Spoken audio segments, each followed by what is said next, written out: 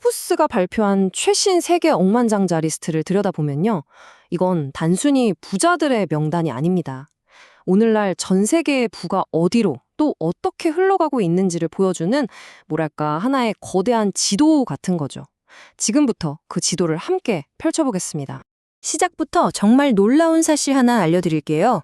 지난 한 해 동안 지구상에서는 거의 매일같이 새로운 억만장자가 한 명씩 생겨났다고 합니다. 네, 매일요. 이게 바로 2026년의 부의 지형도를 단적으로 보여주는 한 문장입니다. 그래서 2026년 전 세계 억만장자 수는 총 몇 명이냐? 바로 3,428명입니다. 이건 역사상 처음으로 기록된 숫자예요.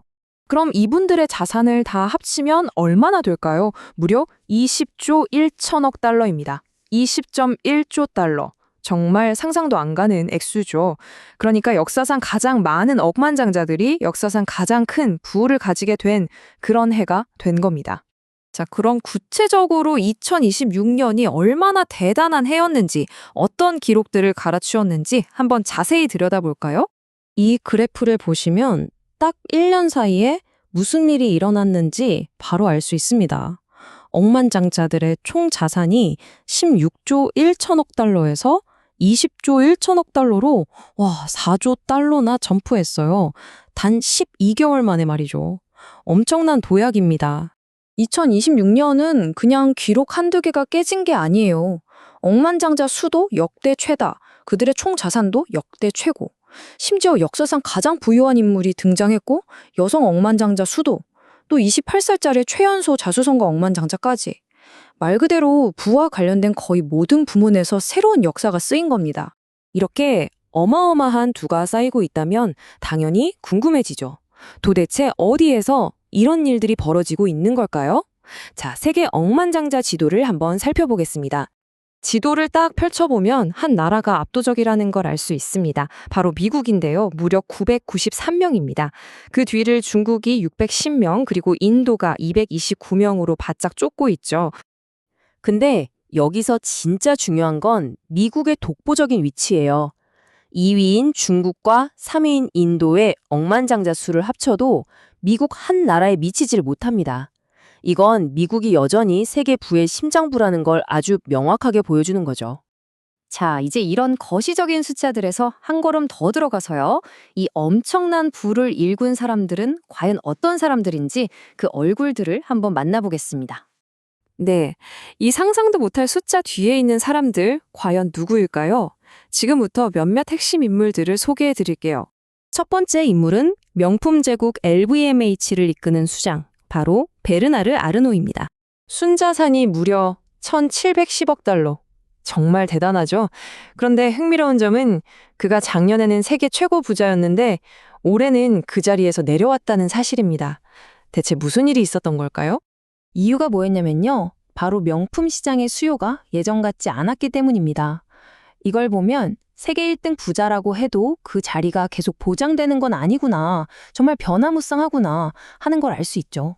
자, 다음은 분위기를 확 바꿔서요. 아르노 회장과는 완전히 대조적인 인물입니다. 바로 기술 분야의 폭발적인 성장을 이끌고 있는 엔비디아의 창립자 젠슨 황이죠. 그의 순자산은 1,680억 달러. 올해 세계 10대 부자 명단에 새로 진입한 인물인데 그 등장이 정말 센세이셔널 그 자체였습니다. 비결은 뭐니뭐니 해도 AI 열풍이었습니다. 그의 회사 엔비디아가 사상 최초로 시가총액 3조 달러를 넘긴 AI 기업이 됐거든요. 이 엄청난 성공이 그를 단숨에 세계 최고 부자 순위로 끌어올린 거죠. 마지막으로 만나볼 인물은요, 뭐랄까, 장기적이고 전설적인 부를 상징하는 분이죠. 바로 워런 버핏입니다. 오마하의 헌인이라는 별명으로 더 유명하죠. 그의 순자산은 1,490억 달러고요. 그 부의 원천은 바로 버크셔의 서해입니다. 올해 95세인 그는 무려 60년이 넘는 시간 동안 정말 꾸준하게 부를 쌓아왔습니다. 이건 젠슨 왕처럼 갑자기 떠오른 신흥 기술 거물들과는 아주 뚜렷하게 대조되는 모습인데요.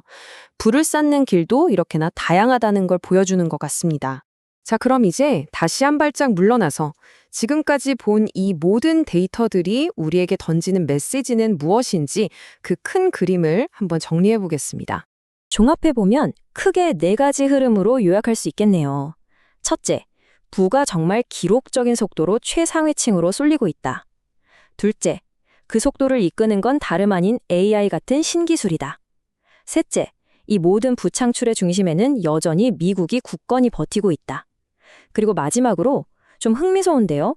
이 부의 정점에 있는 사람들의 평균 나이는 66세라는 점입니다. 결국 우리가 맨 처음에 봤던 이 문장으로 다시 돌아오게 되네요.